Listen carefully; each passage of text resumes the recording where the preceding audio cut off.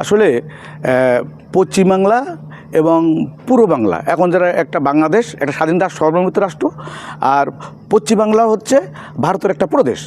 এবং বহুদিন ধরে মমতা ব্যানার্জি এখানে তার রাষ্ট্র পরিচালনা করেছেন এবং সেই সময় কিন্তু বাঙালিরা মনে হচ্ছে ভালোই ছিল এবং বাংলাদেশের অনেকে বলতে যাচ্ছে যে বাংলাদেশের ঝুঁকিমুক্ত ছিল, অনেক কথা বলা হচ্ছে।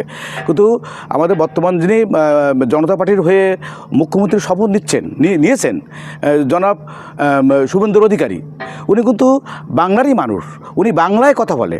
তা উনি এখন যেসব কথাবার্তা বলে একটা বর্তমান আধুনিক যুগে, বর্তমান সভ্যতার যুগে, পৃথিবী উন্মুক্তের যুগে, যেখানে ধর্ম বর্ণ নির্বিশেষে সব মানুষ একসঙ্গে বসবাস করার চেষ্টা করছে, মানবাধিকারের ব্যাপারগুলো আসতেছে, উনি এই ধর্মে নিয়ে উগ্রপনা মুসলমানদের বিরুদ্ধে কথা বলা, উনি আমি মনে করি বিজ্ঞ মানুষ। ওনাকে পশ্চিমবঙ্গে এত লোক ভোট দিয়ে বানিয়েছে, মানে উনি একজন বিজ্ঞ মানুষ।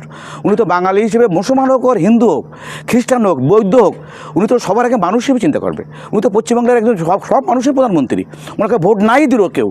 আমি আশা করি উনি উনি উনি উনি বিজ্ঞতার পরিচয় দেবেন, উনি বিজ্ঞ একজন মানুষ আমি মনে করি। কিন্তু উনি ধর্ম নিয়ে রাজনীতি করা ভালো, কিন্তু তার জন্য নিরীহ কোনো অন্য ধর্মের লোক, সে যে ধর্মের হোক, যেন কোনো রকম ক্ষতিগ্রস্ত না হয়। এই বিষয়ে বোধহয় পশ্চিমবঙ্গের সরকার বা বিজেপি সরকার এই বিষয়ে সতর্ক থাকবেন, যাতে আমরা সবাই মিলেমিশে একসঙ্গে বসবাস করতে চাই। হিন্দু মুসলমান কে বড় কথা না, আমরা বাঙালি, আমরা মুসলমান, আমরা হিন্দু, আমরা খ্রিস্টান, যেই হই আমরা মানুষ, সবার আগে আমরা মানুষ। আমরা ভালো থাকবেন, সুস্থ থাকবেন। খোদা হাফেজ।